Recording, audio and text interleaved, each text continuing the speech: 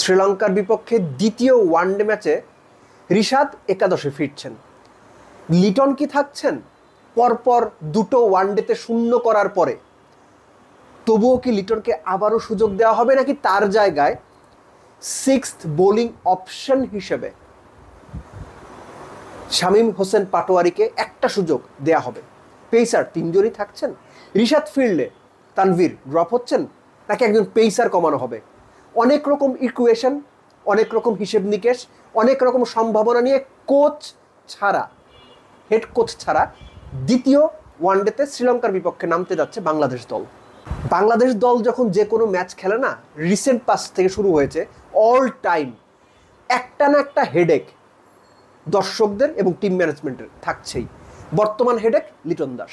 আপনি মানেন আর না মানেন, একজন ক্রিকেটার সবশেষ 8 ওয়ানডে ইনিংসে 4টা শূন্য করেছে, 6, 4, 0, 0, 2, 1 এই টাইপের তার রান।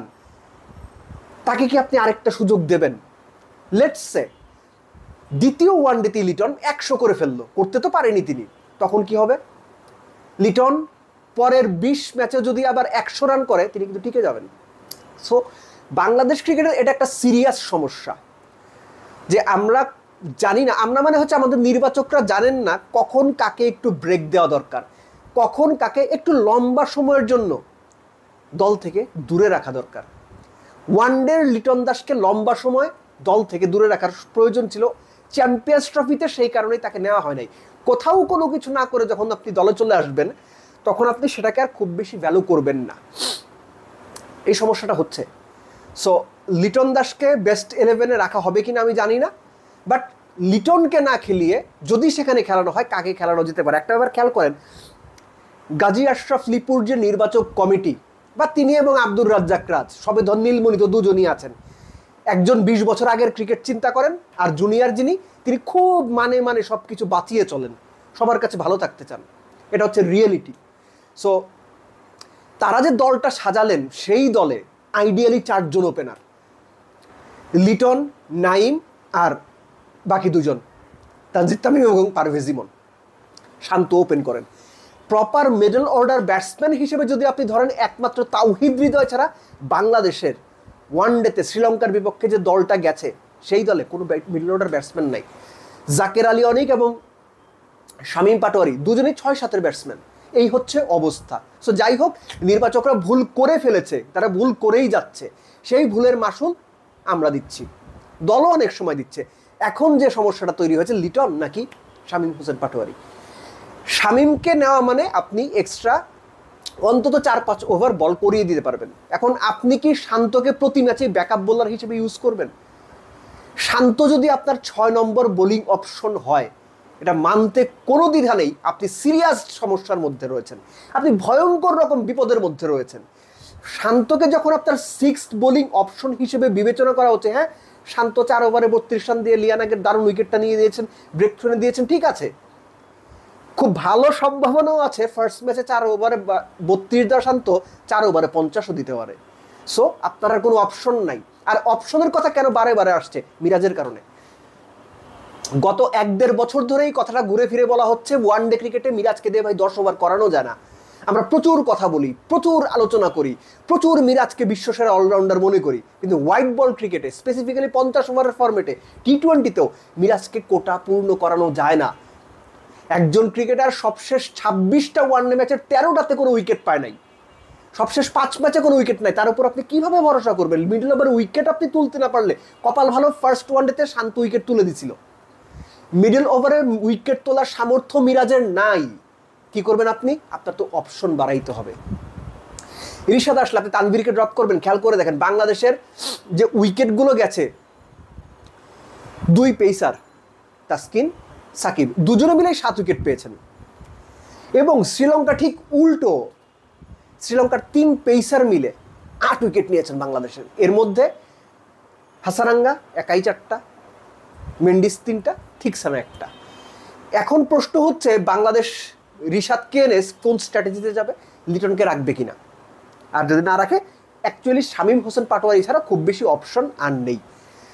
প্রেস কনফারেন্সে ম্যাচের আগের দিন তানজিদ তামিম এসেছিলেন, তিনি সেই পুরনো কথাই বলে গেলেন যে এই ধরনের উইকেটে যারা উইকেটে সেটেল হবেন তাদেরকে ইনিংস বড় করতে হবে, যেটা আমরা সবসময়ই বলি বেসিক ক্রিকেট এটা।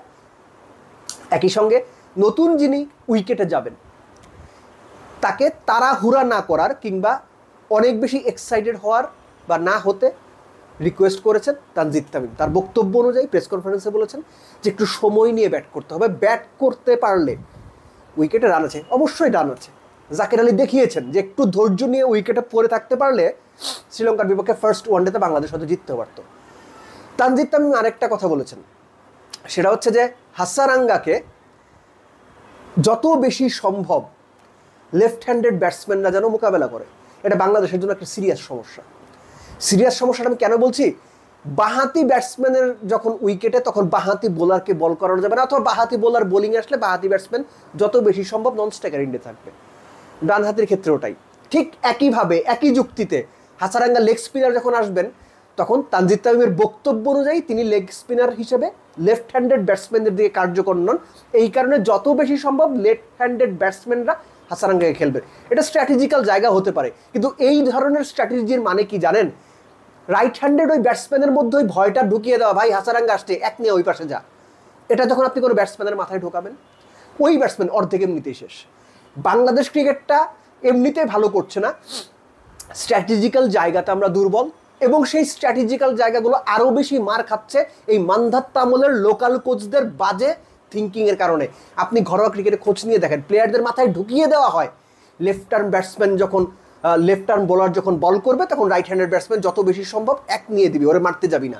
এই সাইকোলজি যখন আপনার দিনের পর দিন আন্ডার 13, 15, 17, 19 থেকে ঢোকা শুরু করবে, আপনি ভুলে যাবেন আপনার কী করা উচিত। পৃথিবীতে আর কেউই কোনো দেশই এরকম করে না। এনিওয়েজ, এটার পরে বিশদ আলোচনা আমি করব। মূল কথা, প্রথম ম্যাচ যেভাবে বাংলাদেশ হেরেছে, দ্বিতীয় ম্যাচে বাউন্স ব্যাক করাটা জরুরি। কীভাবে বাউন্স ব্যাক করতে হবে আপনি জানেন, আমি জানি, প্লেয়াররা জানে, সবাই জানে, এটা নিয়ে আলোচনা করার কোনো মানেই নেই। কিন্তু বাউন্স ব্যাক করতে হবে ক্রিকেটারদের পারফর্ম করে। ওই গুগলি হইলেই এলবিডাব্লিউ, মিরাজ এলবিডাব্লিউ হবে, লিটন বোল্ড হবে, কিংবা একটা বল ভেতরে আসা ইনকামিং ডেলিভারি। যে প্লেয়ার এন্টায়ার ক্যারিয়ারে 2 উইকেট পাইছে মেন্দিস, লাস্ট 6 ম্যাচ বল করে নাই, তাও হিজ্জিদের মতো মিডল অর্ডার ব্যাটসম্যান তার ইনকামিং ডেলিভারিতে কোনো কিছু না বুঝে বোল্ড হয়ে যাবে, এগুলো করলে হবে না। রেজাল্ট আনবেন ভাই। Bangladesh national team, Bangladesh cricket board আপনাদেরকে যথেষ্ট ভালো ফ্যাসিলিটি দিচ্ছে বাংলাদেশের আর্থসামাজিক অবস্থা তুলনায়। আপনাদের এখন রেজাল্ট দিতে হবে। রেজাল্ট যদি না দিতে পারেন তাহলে গণমাধ্যম, দর্শক, প্রত্যেকটা পক্ষ